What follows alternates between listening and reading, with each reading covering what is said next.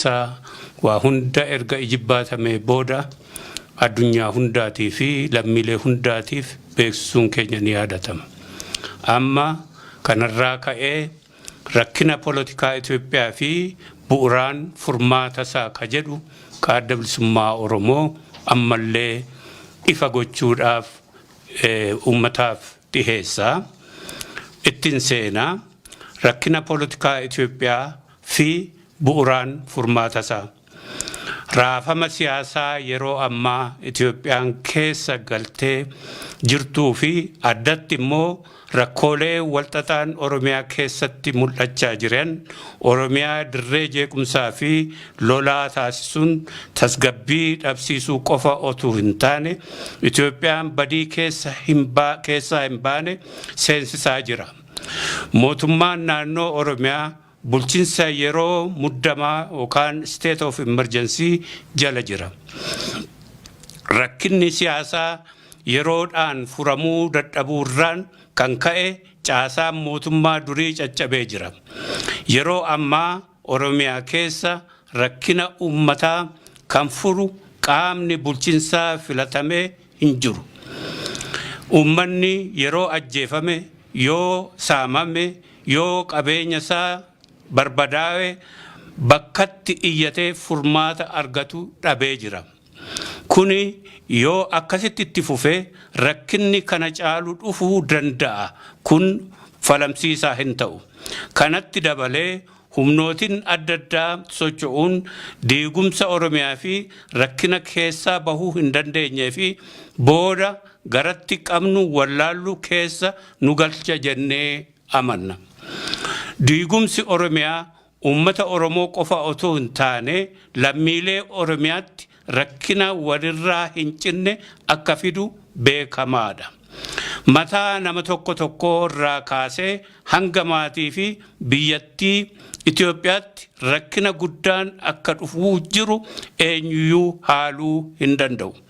Kanaaf sabatinsaa fi nageenya waaraa argamsiisuuf fallii fi malli daddaffiin itti soqamuun hedduu barbaachisaa tahee argama.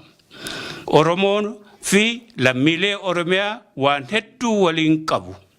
Biyya tokko, haala jireenyaa tokko, rakkina siyaasaa fi dinagdee wal fakkaatuu fi aadaa waliin qooddachuu bara dheeraaf kan turedha. Keessattuu rakkina addaan poolitikaa biyya Itoophiyaa nutti fide hunda dhalootarraa dhalootatti darbe waliin qabsaa'aa akka turree fi ammas itti jirru beekamaadha. Kunis hariiroo Oromoon lammiilee biraa waliin qabu daran jabaataa fi akka ta'e mul'isaadha. Akkuma armaan dura qabsoo hedduu keessatti waliin dabarsine as geessan amma Oromoo fi lammiileen Oromiyaa harka wal qabannee waliin hojjechuudhaan mootummaa ce'umsaa waloo tolfanne rakkina kana keessaa bahuu fi fedhii keenya waloo fi kan dhuunfaa guuttachuun yeroonsaa amma ta'utti amanna.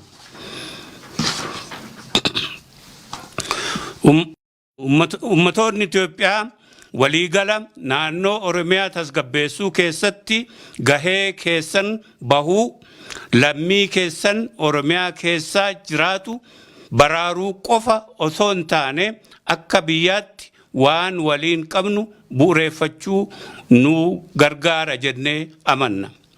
Diigaminsi Oromiyaa waan inni fiduu danda'u hedduu bal'aadha. Rakkina Oromoo fi lammii Oromiyaa keessa jiraatan qofa otoo hin taane rakkina biyya Itoophiyaa waliigalaa fi dhibdee gaanfa Afrikaa akka ta'etti hubachuu qabna. Kanaaf haala amma jiru keessatti mootummaa ce'umsaa biyyoolessa Oromiyaa National Transition Government of Oromiyaa daddaffiin ijaaruun murteessaa ta'ee argame. Waan hubachuu qabnu mootummaan ce'umsaa ijaaruun biyya diiguuf otoo hin taane rakkina biyya diigamaa jiru furuuf balaa dhufaa jiru biyyattii fi naannoo gaafa Afrikaa baraaruuf akka tahe ummatoota Itoophiyaa biyyoota gaafa Afrikaa fi ardii addunyaa akkasumas mootummoota addunyaatiif mirkaneessuu feena. Seenaa keessattis Oromoon biyya diigee hin beeku ni ijaara malee. Oromoon mataa ofii qofaafis yaadee hin beeku.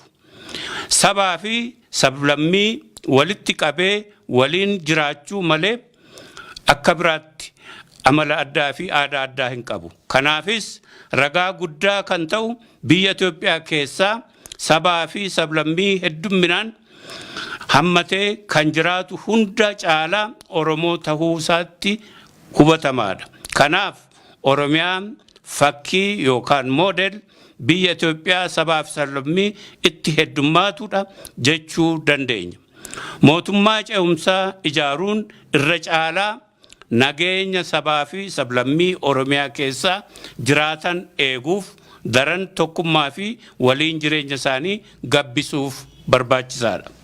Kanaaf mootummaan ce'umsaa kunis waan seenaa fi aadaadhaan ijaaramee jiru daran jabeessuuf malee diigumsa uumuuf akka hin taane irra deebinee mirkaneessuu feena. Hariiroo Oromoo fi lammiilee Oromiyaa kan gidduu jiru daran jabeessuu, jaalala horachuu fi waliin biyya ijaarrachuutti hundaa'uudhaan waliin tarkaanfachuu feena.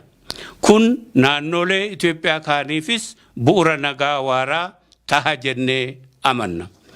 Kana keessatti addi bilisummaa Oromoo karaa ittiin Oromoo fi lammiilee Oromiyaa rakkina walxaxaa jireenya keessa guyyaa guyyaa miidhaa jiru waliin akka furannu waamicha isiniin godha.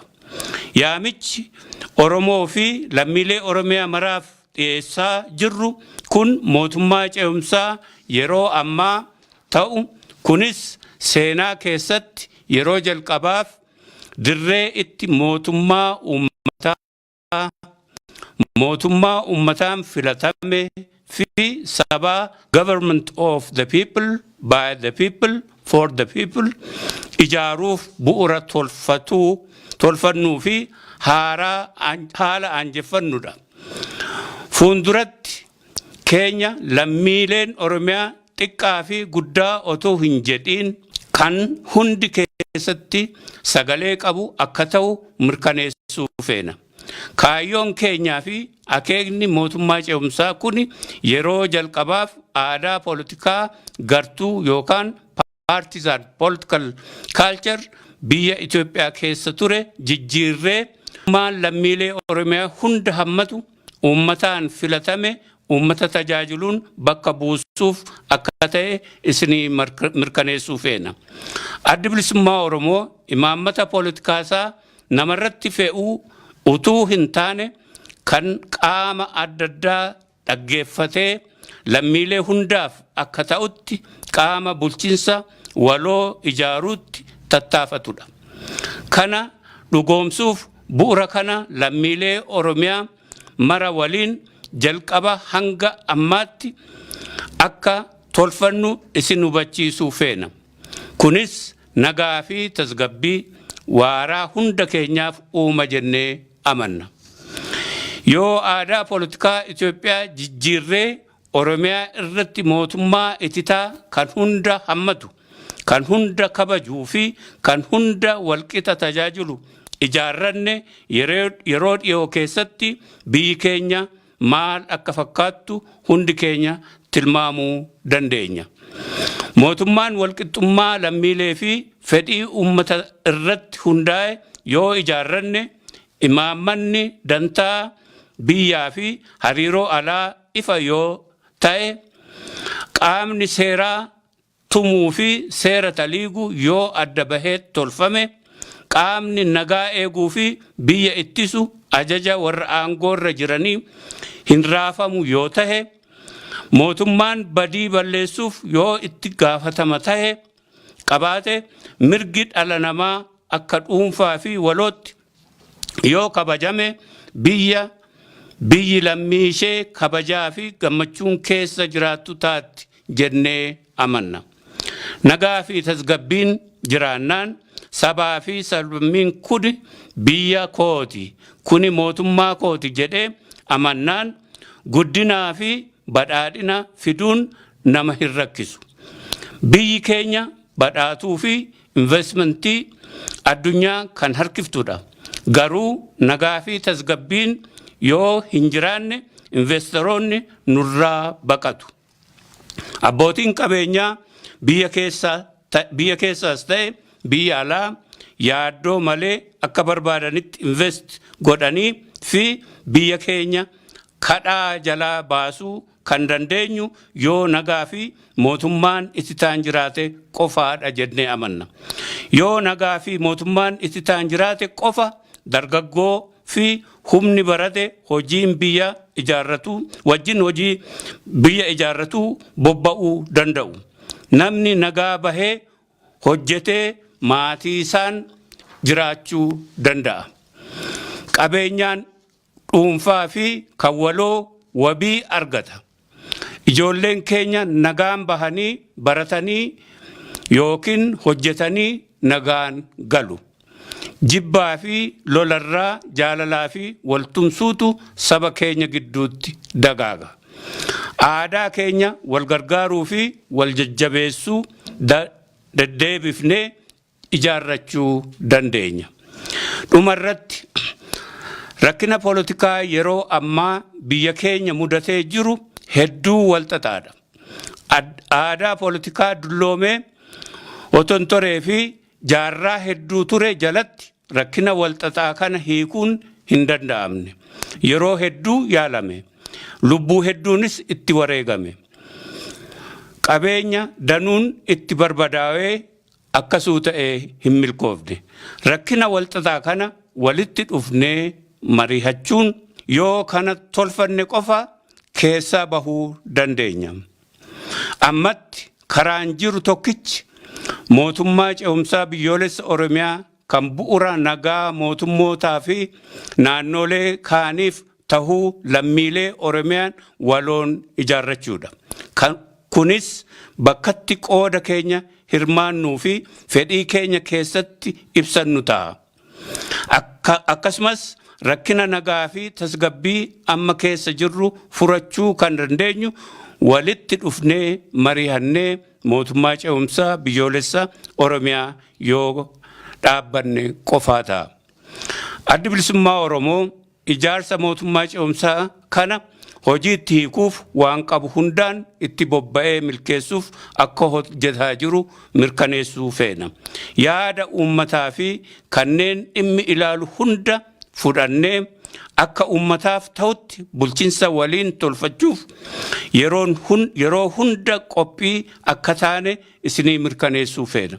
Addi Bilisummaa Oromoo adeemsa bu'uureessuu mootummaa ce'umsa biyyoolessa Oromiyaa kana karaa adda addaa isin quunnamee hojiitti hiikuuf akka isin waliin mari'atee hojjetu isinii mirkaneessuu feena.